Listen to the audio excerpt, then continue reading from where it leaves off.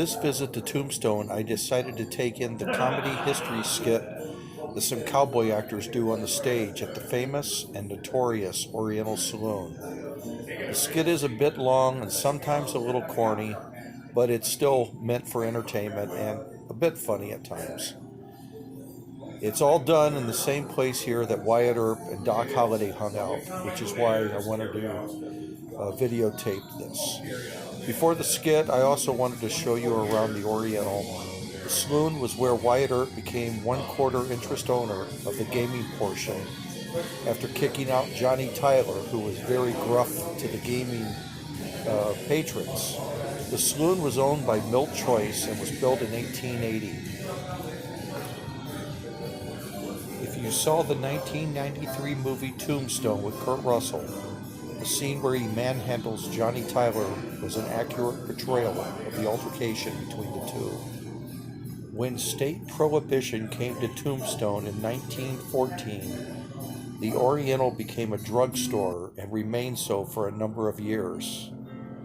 Since then, it has had many tenants and purposes, but still stands in its original historic location. 2 compartments made up the Oriental. One was the saloon, and the other side was the gaming section used to attract the high rollers. On this part of the video, I used a stabilization technique that distorted part of the quality of the video. Sorry, my friends. At the end of this video, I will also add a few photos of the Oriental for what it looked like when it was a drugstore. And I hope you like the video, my friends, and please like, subscribe if you do. And I have some more Tombstone videos that I will be downloading soon. And thank you very, very much for watching Big Bill Anderson's Life Tours.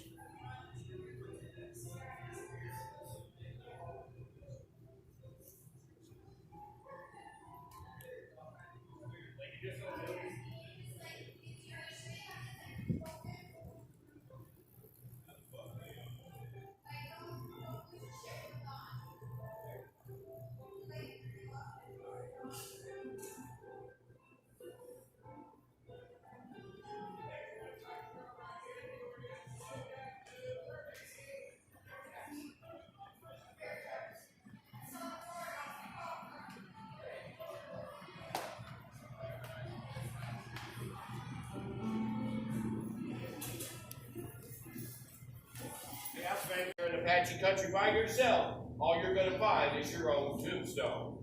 Well, that's not what Ed found. What he found turned out to be the richest silver strike this part of the country had ever seen. But he remembered what that soldier told him? He named his first claim the Tombstone, and when the town grew up around him, that's the name that it took on. Our name had nothing to do with Doc Holliday, Wyatt Earp, and all the violence and gunfights here, although we did a good job of living up to it during the first few years of the 1880s. Now, this is the original Oriental Saloon right here, and you probably heard that already. This is the very building where Doc Holliday and Wyatt Earp spent most of their time. Wyatt Earp owned the gambling concessions right here at the Oriental. Him and Doc Del Ferro in this building, and Doc Holliday probably got drunk right here at the Oriental more than any other place in Tombstone. For a man like Doc Holliday, that's quite a claim to be able to make, so we're kind of proud of that right here at the Oriental. Now we're going to do our show, and we're going to show you a couple of historic pieces that actually occurred right here in this building, and we're going to throw some comedy in the middle just for the fun of it. Throughout the show, once again, I need you guys to help us out. I need you to boo the bad guys, cheer the good guys, make a lot of noise, have a lot of energy, and we're all going to have a lot of fun for the next half hour. All right, are you ready for a gunfight? Yeah! Okay, we'll be starting up in about 45 minutes or so, okay? All right, remember that booing I talked about? This was a good spot for that right there. Where's 45 minutes? All right, do that all you want. You won't hurt my feelings. I can handle my booze. Okay? I'm the owner and proprietor of the Oriental. I welcome you. Everybody got drinks that want drinks? I pride myself in my saloon. If there's anything you need, you can go through those curtains. Even if you need to exit, also through the curtains. Have fun. No, you showed up. You know, I heard somebody fell down a mine shaft today, and I was hoping it was you. You know, I heard somebody shot a big mouth barkeeper today, and it could still be you. Good luck with that. Nobody gonna play cards here? How am I gonna win anything? What do you think this is, a show or something? Let's all play cards with your sister's kids. You got a real nice place here. I thank you. You know, they say it's the nicest place between here and San Francisco. I believe I believe it too. Where are my manners? Wyatt Earp just got into town. Yeah, sure, mister, and I'm President Hayes. Say, isn't it kind of dead in here? Yeah, it is at that. Ever since that bird showed up and started dealing, he's run off all the high-class play. Nobody wants to sit and listen to that mouth for very long. Bad for business. Why don't you get yourself a new dealer? Yeah, mister, that's easy for you to say.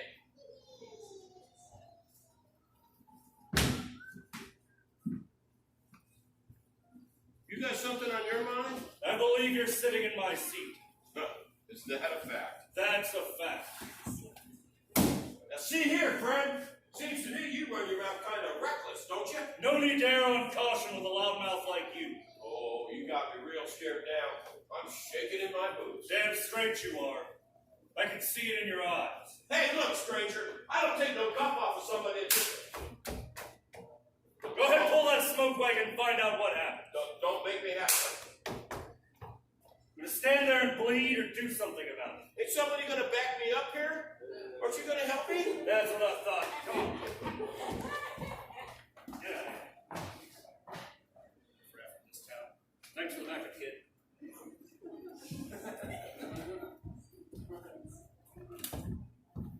Welcome to the Oriental Saloon, folks. Yeah, there you go. Now, what you just witnessed, that actually happened. Wyatt Earp came to town one day, decided he wanted to make his fortune. He found the Oriental Saloon. This was the fanciest bar this side of San Francisco at the time. He came in, he found Johnny Tyler sitting there in that chair, running off all the high-class play with his loud mouth antics. Wyatt picked him up, roughed him up, and tossed him out of that street corner like you just saw. Now, that street corner was known as the bloodiest intersection in America for 2 years straight. From 1881 to 1882, over 70 men died in gunfights right out there on that corner. Mostly due to this building. Now, we're gonna have a little history later on. We're gonna have a little comedy, because let's face it, death is a dark business. I shouldn't have to bring this up, but I'm gonna. This is 2019. What do they beat into your head for 10 minutes straight when you go see a movie? Be quiet, exactly what you're doing. You can't make a peep, you can't make a noise. Quiet as the grave. This is 1881, this is live theater. We want you to make noise. We want you to boo, cheer, hiss, holler, stomp your feet, clap your hands. The more energy you throw at us, the more energy we're going to throw right back at you. Can you do that for me? Let's try that again. Can you do that for me? All right, keep up that energy and we are going to have a great time. We are going to get started.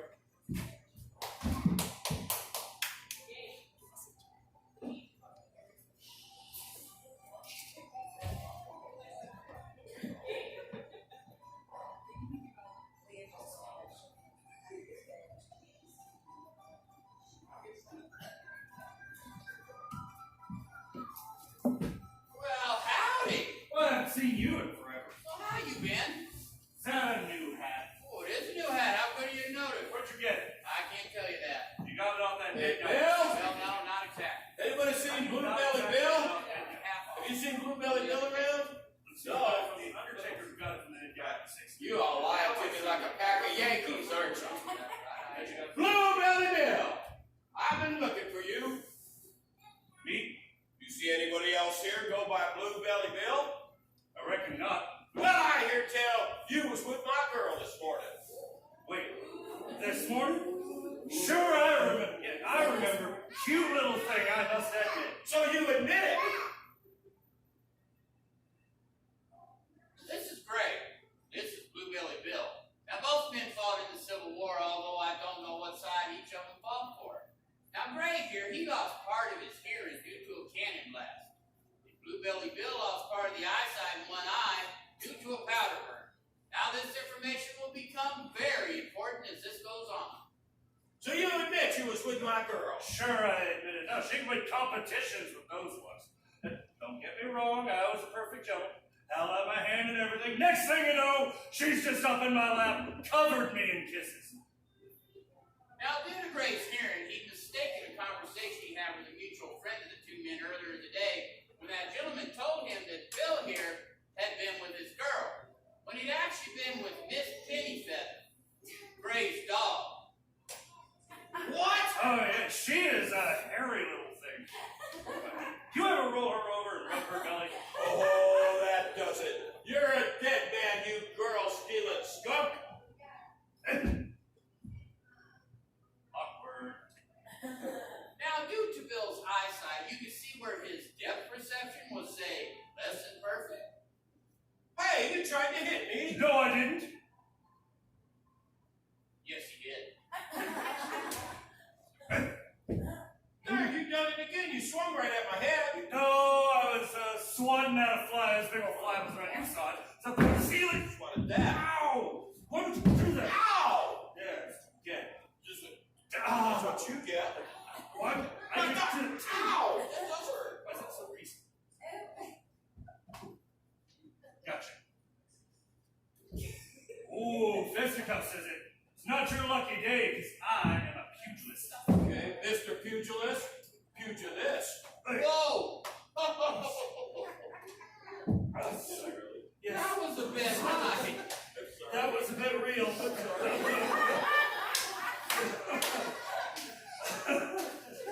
You're getting your money's worth.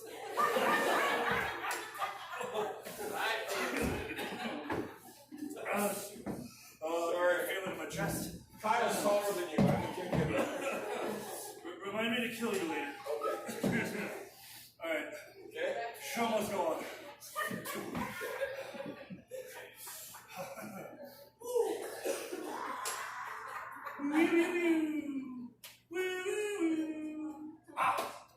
Now, it was at this moment that Bill decided there might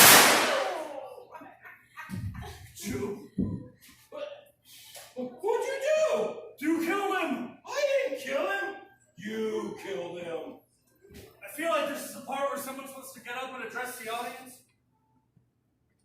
Not him. He's dead. You all seen it. Who killed him? Thank you, sir. Thanks for holding out as long as you could.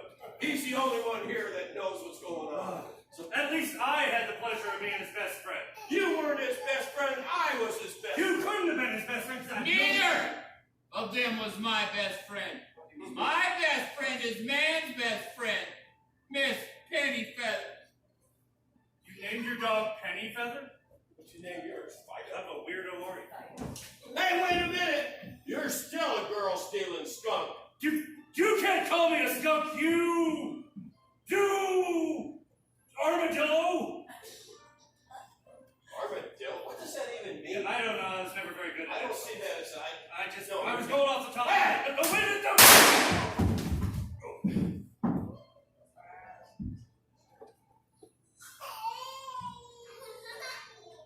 Well, fortunately for yours truly, neither of these quarreling men hit anything vital on your beloved narrator. Ow! Thank you, folks.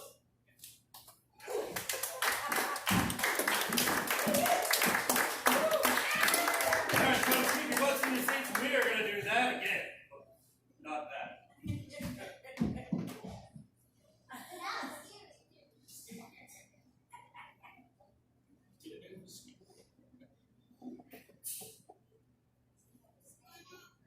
Boys and girls and children of all ages, our next performer is going to amaze and astound you.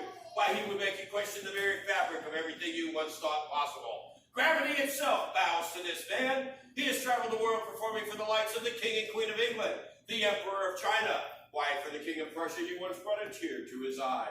The Oriental Saloon and Theater is proud to present the man so famous he is known around the world by only one name. Put your hands together and prepare to be amazed by the astounding juggling skills of a man known only as Vatrurio!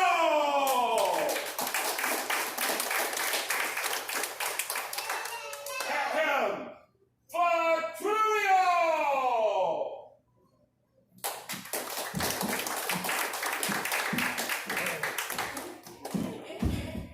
Leonard,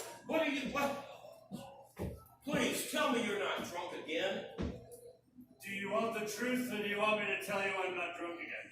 You're hopeless.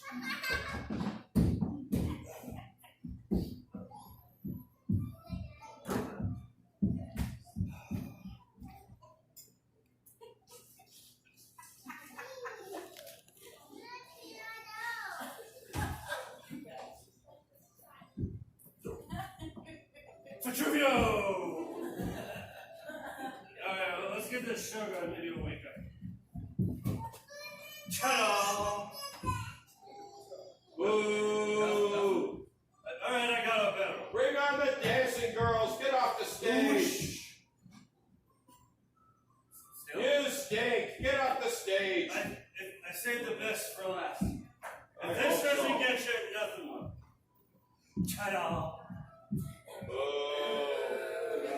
What do you know? You're not jugglers. Alright, I guess we just have to jump to the grand finale. Pins on fire!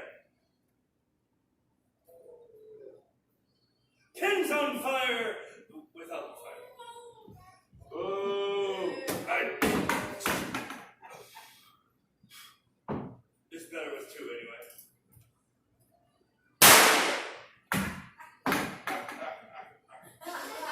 It's better with one anyway. Get off the stage. You stink. You're the worst juggler I've ever seen, and I've seen 3 jugglers. Are you addressing me, cowboy?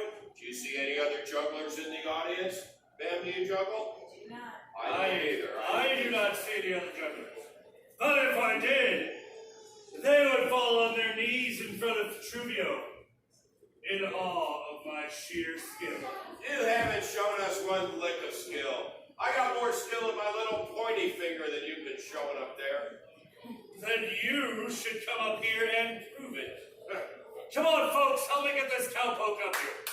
Come on. See what you got. Do you even know where you are, Tin Horn? Yeah, I'm on stage. You're in the Wild West. You're gonna juggle out here. You gotta juggle like a man with a 6-gun. See that? I could have shot you right there.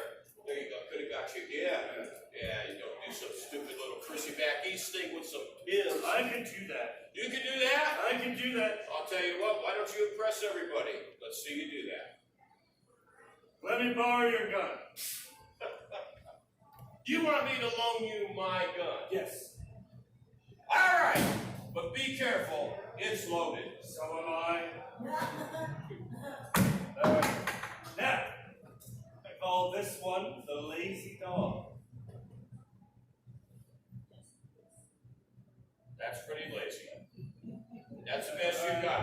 I got a better one. I hope so. Around the finger. Around the Oh, pull the trigger, please. finger. There you go. All right, That give me was my gun so back. fast, I'll That's show you. enough. Just give me my gun. Around the Give me finger. my gun. Ow! Oh! Oh, you shot me in the foot, you idiot! Look at that, you shot off my favorite toe! Oh! You're scaring my audience. Oh! It's all part of the folk show. It's not part of the show. I'm gonna put a crease in your head the size of the Grand Hey, now Canyon! for my next trick.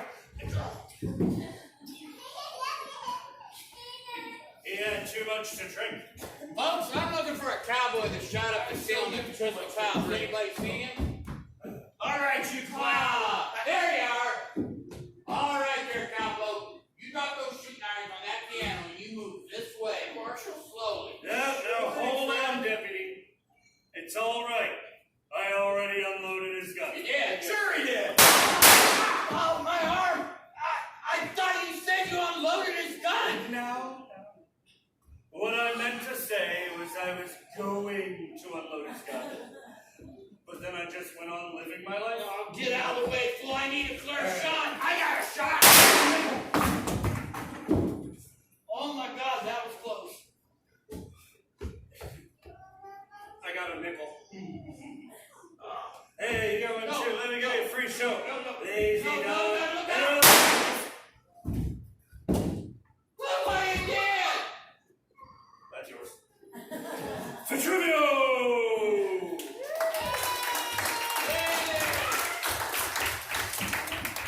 Hey, now, folks, if you'll just sit back, We are gonna have another beer. Yes, we are gonna have another beer. Sound right. Show. We are gonna have another show, and then maybe another beer. Thank you.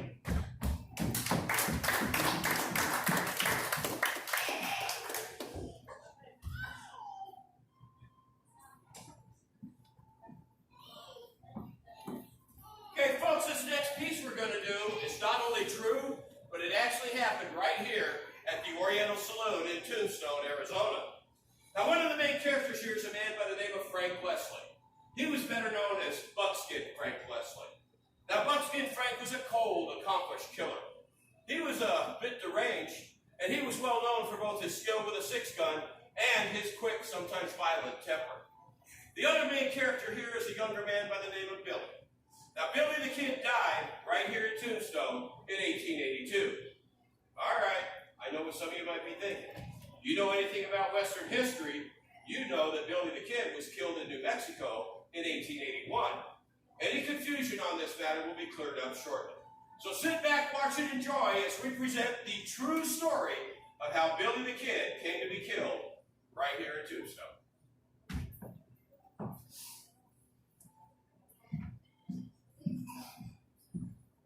Morning, Joe. Morning, Billy. So, you hear the news? What news, Billy? They got him! Over in New Mexico, Pat Garrett finally shot him. But shot who, Billy? The Kid, Billy the Kid. Ain't you read the newspaper? Dang it, Billy, you about scared me half to death. I thought you was talking about somebody we actually knew. Why don't you use your head before you go scaring people like that? I am using my head. Don't you know what this means? What? I'm the new kid. Means you get to call me Billy the Kid. I'm not going to call you that. You call me Billy the Kid right now. No. Somebody call me Billy the Kid. Hi, Billy the Kid. No, I got one. Come on, Billy. Nobody in their right mind is going to call you Billy the Kid. Well, why not? Well, for one thing, you ain't no outlaw. What do you mean I'm no outlaw? You're more like an in-law. You know the difference, don't you? No. Outlaws are wanted. Oh, that ain't smart to make fun of a man with a gun and a killing age. Besides, nobody laughed at your stupid joke. To continue this story, we jump ahead to October 1st, 1881. Billy finds himself in a confrontation with a man by the name of James Hickey. Hickey, who has been drinking for 3 straight days, gets it in his head to start a gunfight with the fiery youth who had chosen to take up the helm of the former most wanted outlaw in America. Hickey is soon dead, and Billy now has a notch on his pistol. Just a few weeks later, Billy would run away from, and therefore survive, the most notorious gunfight in the American West, the gunfight at the OK Corral.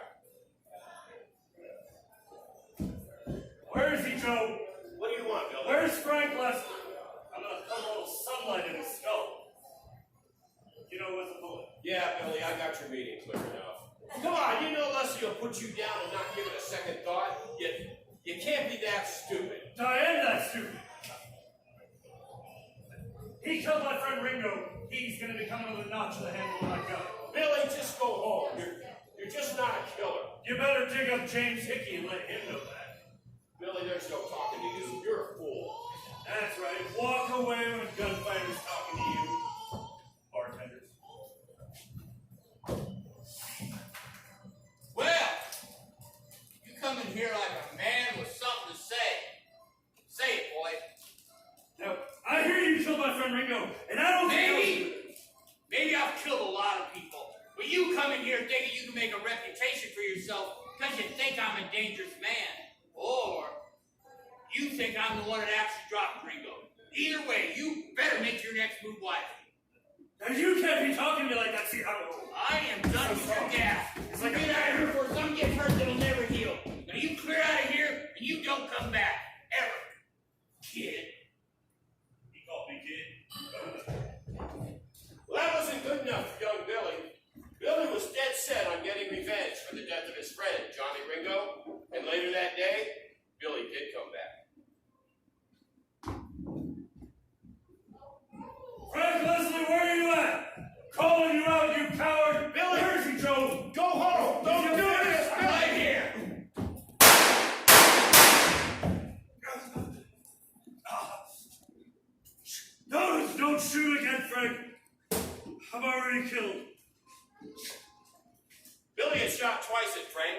Billy missed twice.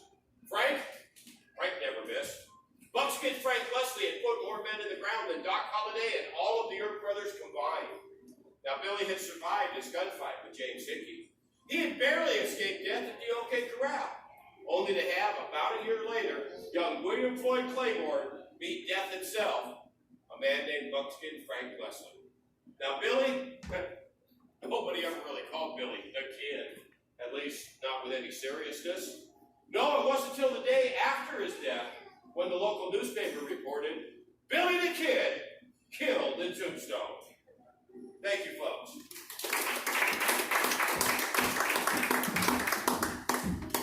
Folks, you were a great audience. I want you to give yourselves a round of applause. Yeah. Now, before you all take off, we've got a couple of things to cover.